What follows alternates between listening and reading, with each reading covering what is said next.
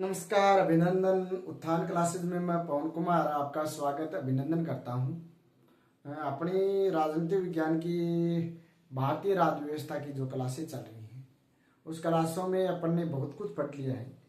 अभी चल रही है भारतीय राज्य व्यवस्था में भारतीय संविधान की अनुसूचियाँ।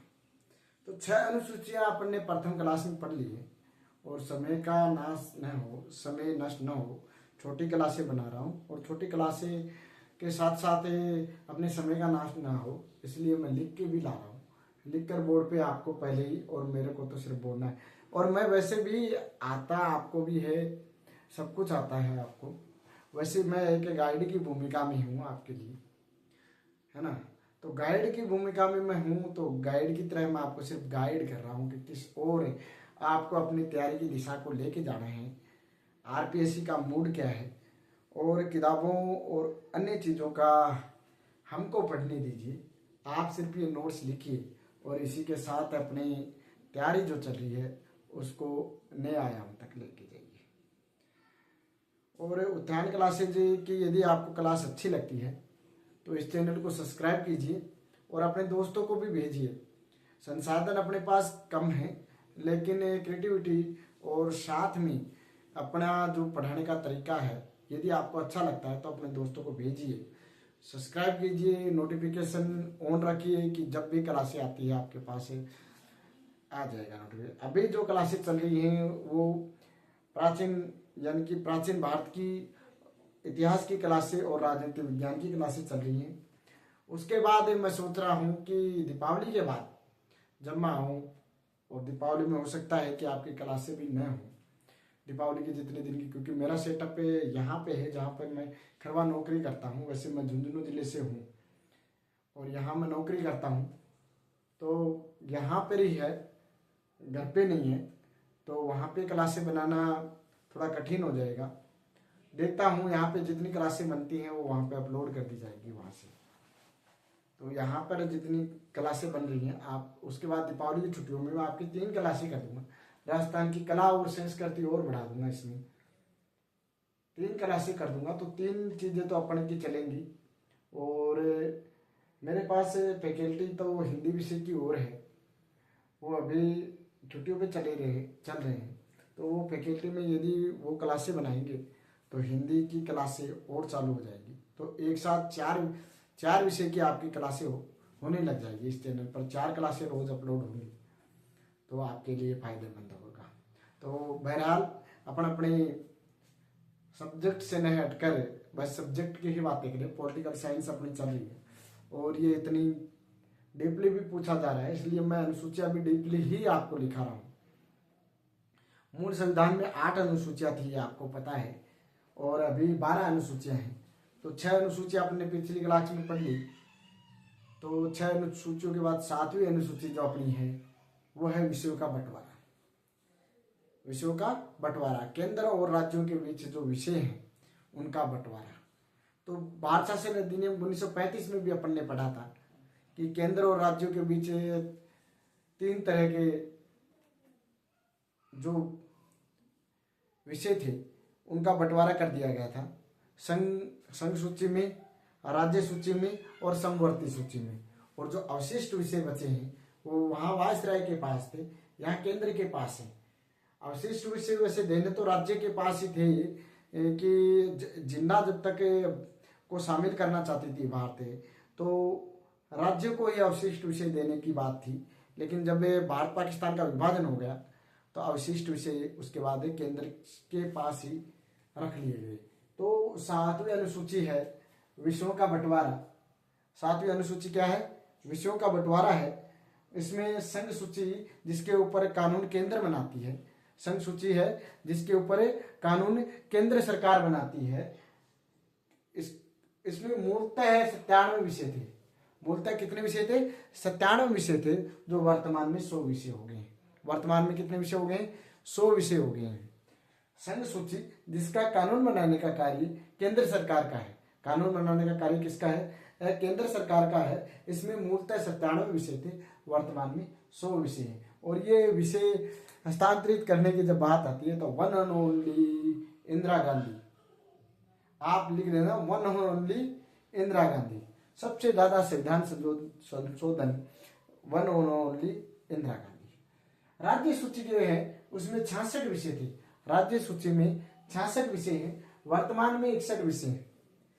इसका विषय बड़ा है, यानी कि राज्य का पावर घटा है, तो राज्य का पावर यदि जो कोई घटा रहा है तो वो थी one and only Indira Gandhi. आपको याद रखना है कि one and only Indira Gandhi इस पावर घटाने में जो काम लिया गया है, राज्य की पावर घटाई है one and only Indira Gandhi. तो वह राज्य के 61 विषय बचे हैं।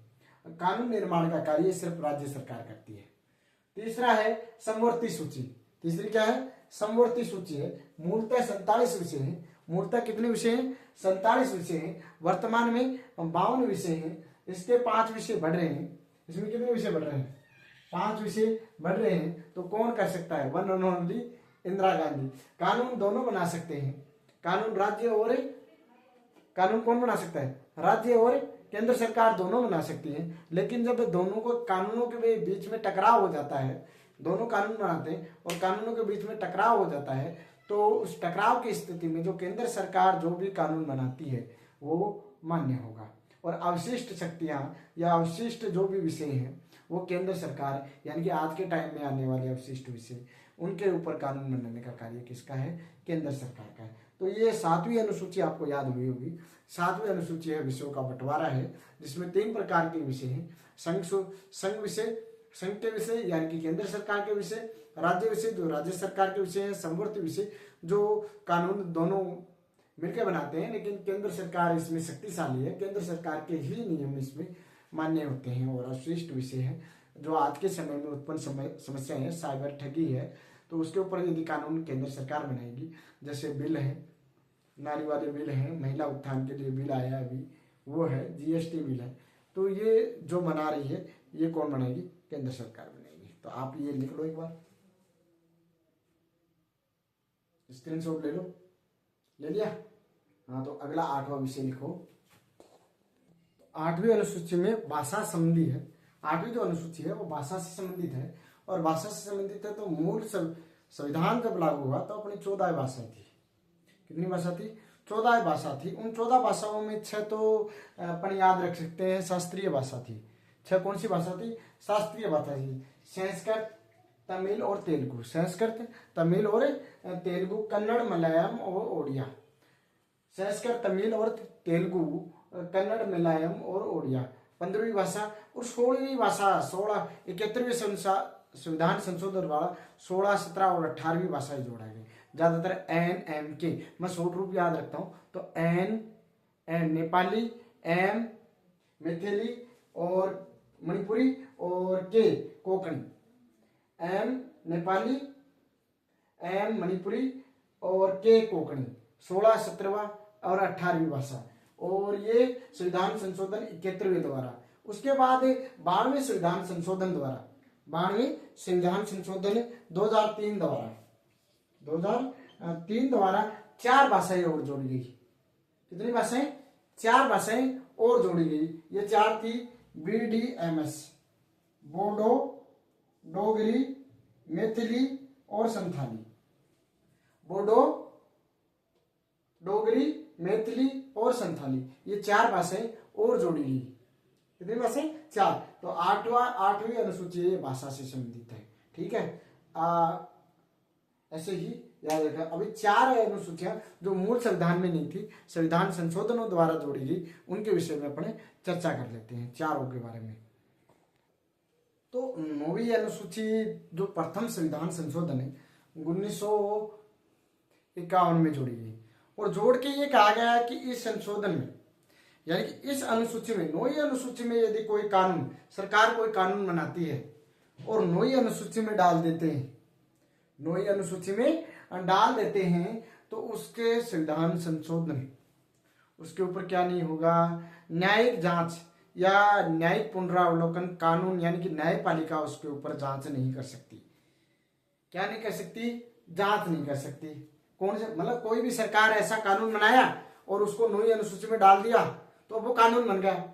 न्यायपालिका उसके बारे में कुछ नहीं कर सकती, न न्यायिक पुनरावलोकन कर सकती है और न ही उसके बारे में कुछ कह सकती है। तो फिर सर न्यायपालिका के पास एक केस आता है, 1973 में केशवानंद बनाम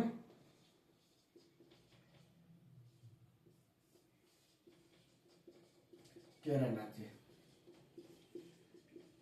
ये वही कानून है 1973 में, ये वही कानून वही है जिसमें क्या किया गया था, प्रस्तावना में 3 समाजवाद, पंथ निरपेक्ष, अखंडता और अखंडता नाम जोड़े गए थे। तो केशवानंद बनाम केरल राज्य 1973 एक केस आता है और इस केस के निर्णय में कहा गया कि यदि संविधान यदि संविधान के मूल ढांचा, ऐसा कोई कानून बना दिया जिससे संविधान का मूल ढांचे पर प्रभाव पड़ता हो,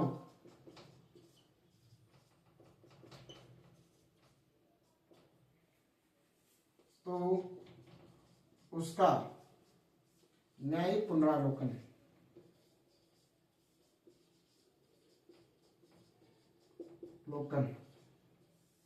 न्यायपालिका कर सकता है।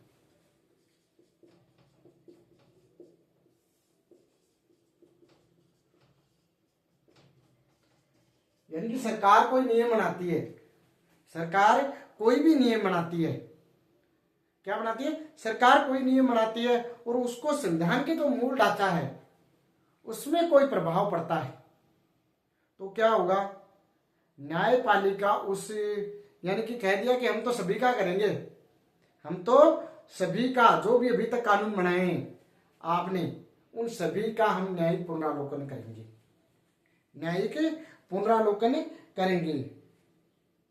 किसने कह दिया, न्यायपालिका ने कह दिया। केशवानंद बनाम भारती केस में, केशवानंद बनाम हम भारत केरल राज्य केस में कह दिया कि सरकार कोई भी कानून बनाए, सरकार कोई भी कानून बनाए चाहिए, हम तो सबकी समीक्षा करेंगे, हम कह देंगे कि वो संविधान के मूल ढांचे को क्या कर रहा है, प्रभावित कर रहा है।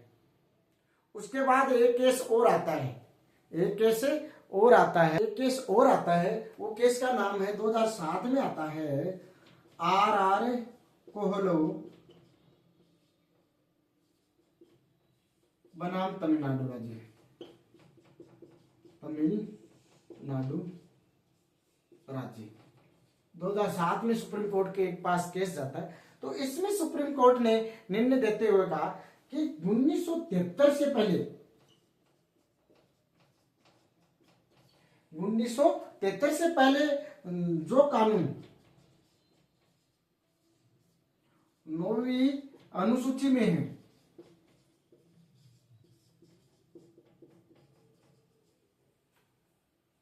उनका न्यायिक पुनरावलोकन नहीं होगा,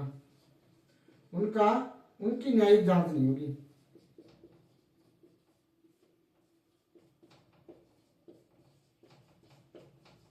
और उसके बाद जो कानून है, उसके बाद जो कानून बने हैं, उसके बाद कोई भी कानून बना है उसकी क्या होगी, न्यायिक जांच होगी।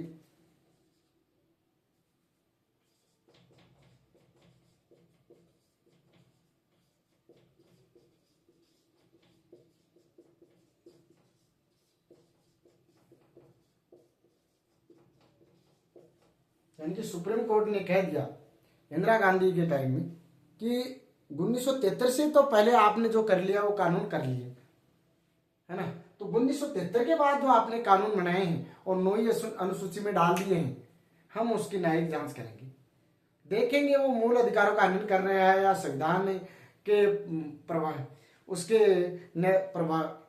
संविधान के मूलभूत ढांचे को प्रभावित तो नहीं कर रहे हैं, हम उसकी जांच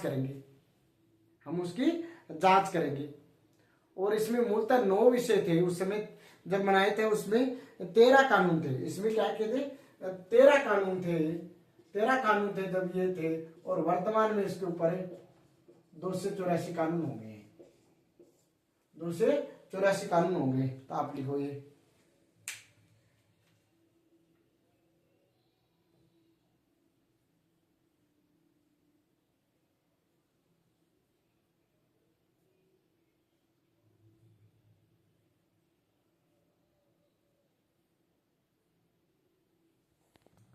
तो 10वीं जो अनुसूची है वो 52वें संविधान संशोधन 1985 द्वारा लाई गई और वह दल बदल से संबंधित है।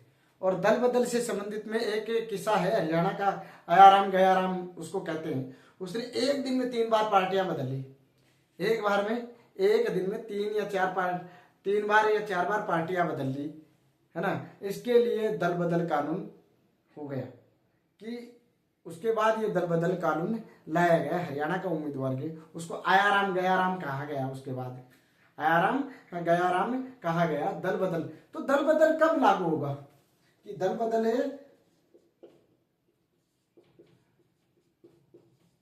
कब होता है,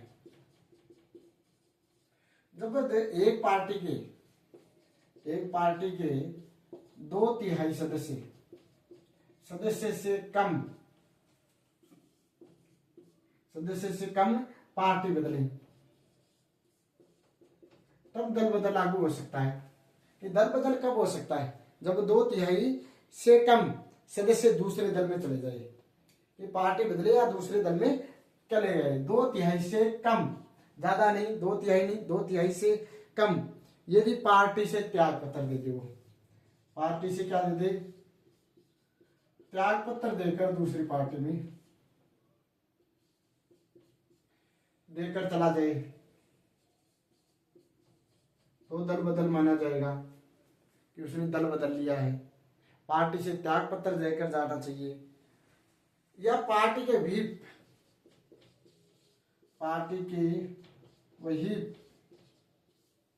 का उल्लंघन करे। व्हीप क्या होता है, यानी कि पार्टी जो संसद या कार्य मंत्री होते हैं, हर दोनों पार्टियों के संसदीय कार्य मंत्री होते हैं, वो संसद में जाने से पहले सभी सदस्यों को एक काम देते हैं कि आपको यह कानून या कुछ के इसके विषय में ये करना चाहिए। यदि वो संसद में उस पार्टी के व्हीप यानी कि उसके उल्लंघन करता है दोनों का, तो फिर क्या माना जाता है, वो पार्टी के व्हीप का उल्लंघन माना जाता है और उससे वो दल बदल माना जाएगा। ठीक है, तो ये लिख लो आप।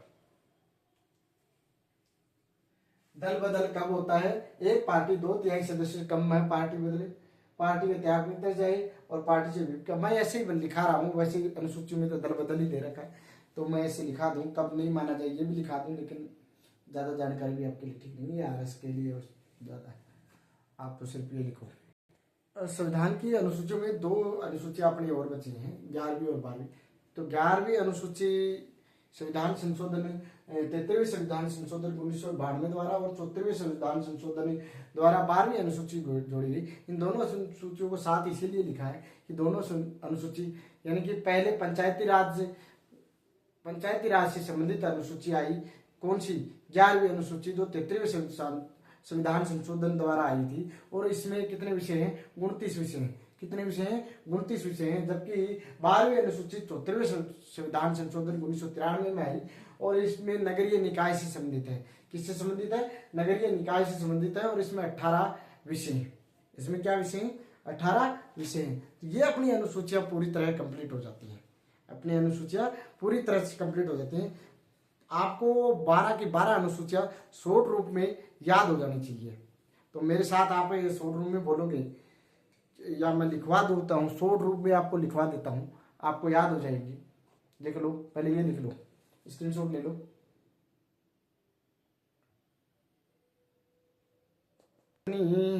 जो है 12 अनुसूचियां हैं जो मैंने शॉर्ट रूप में अभी लिख दी है बोर्ड पे, आप लिख सकते हो।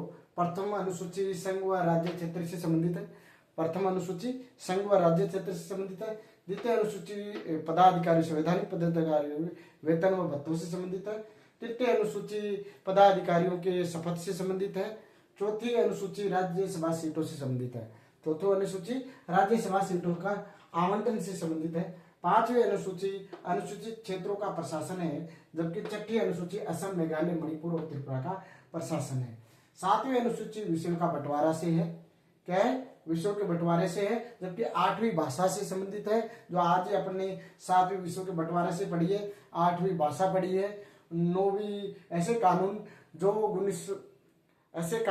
जो 9वीं अनुसूची में रख दिया उसमें परिवर्तन नहीं कर सकते, लेकिन 1973 का और 2007 का सुप्रीम कोर्ट के फैसले के बाद उनके न्यायिक पुनरावलोकन हो सकता है, लेकिन 1973 से पहले जो कानून रख दिए उनका न्यायिक पुनरावलोकन नहीं हो सकता। वो है 9वीं अनुसूची में। 10वीं में दल बदल से संबंधित है, 11वीं अनुसूची पंचायती राज से संबंधित है और 12वीं नगर निकाय से संबंधित है। ये अपनी अनुसूचियां कंप्लीट होती है, यानी कि संविधान में अपन ने अभी तक जो पढ़ा है वो प्रस्तावना पढ़ ली है, इनकी अनुसूचियां पढ़ ली है और संविधान के स्रोत पढ़ लिए हैं और संविधान की बेसिक जानकारियां और संविधान सभा पढ़ ली है। यानी कि 4 या 5 टॉपिक अपन ने भारतीय संविधान से कंप्लीट कर लिए हैं।